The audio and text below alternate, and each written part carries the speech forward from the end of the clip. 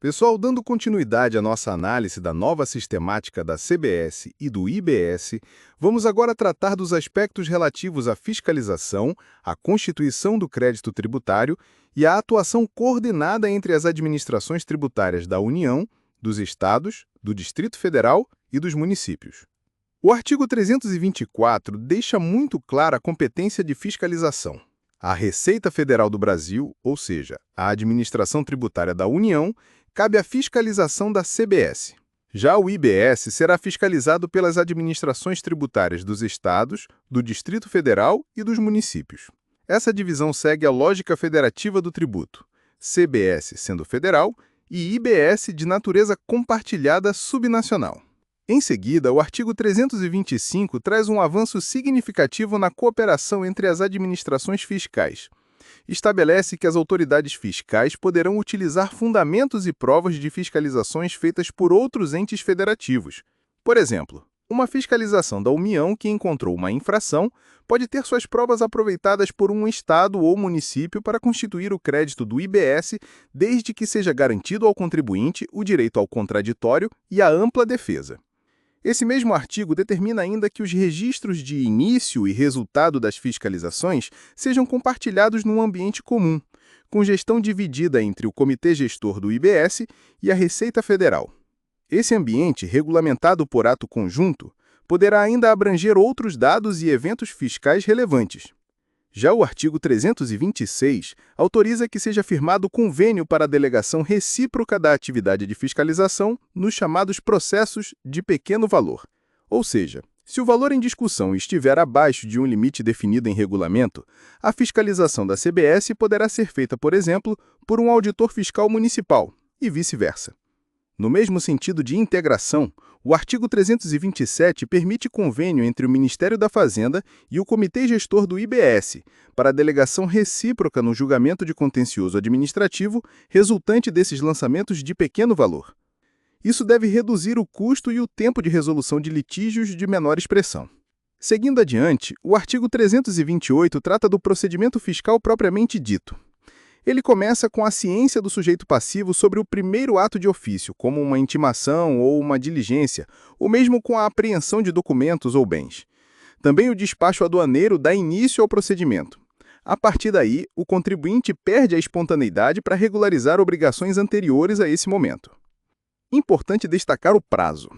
Os atos iniciais da fiscalização têm validade de 90 dias, podendo ser prorrogados por períodos iguais, desde que haja prosseguimento das ações. Agora, o artigo 329 ressalta que algumas atividades da administração tributária, como o cruzamento de dados e o monitoramento do comportamento fiscal, não excluem a espontaneidade do contribuinte. Em outras palavras, essas ações não impedem que ele regularize sua situação voluntariamente.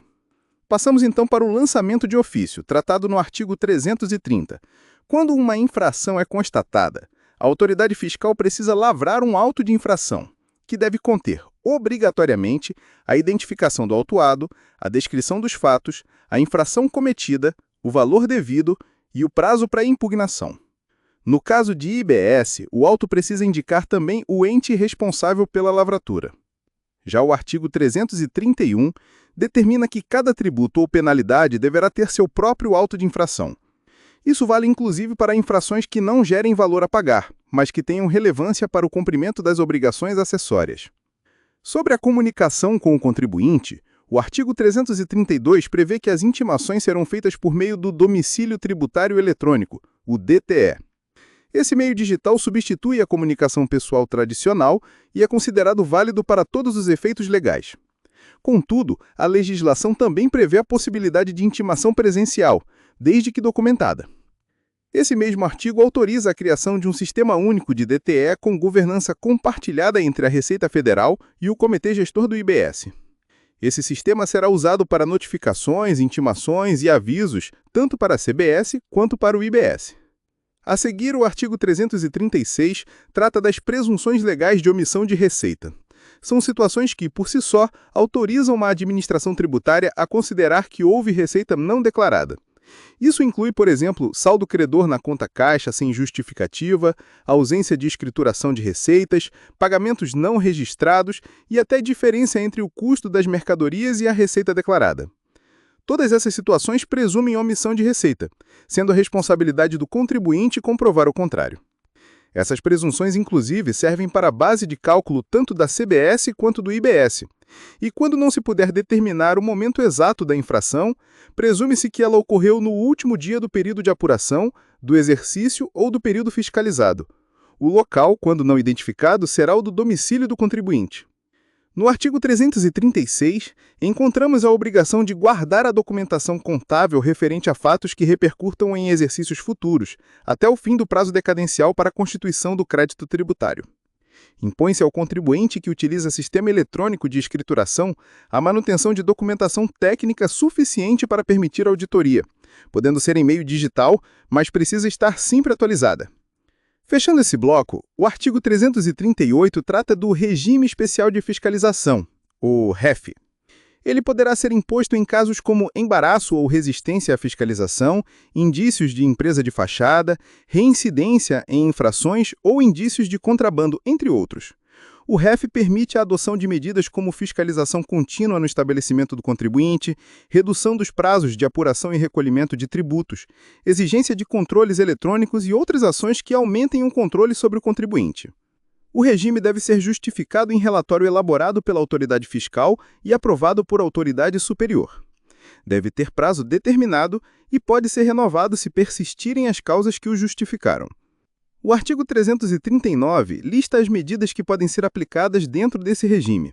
A fiscalização pode ser permanente no estabelecimento do contribuinte, os prazos para apuração e recolhimento podem ser reduzidos à metade, e pode haver exigência de controles mais rigorosos.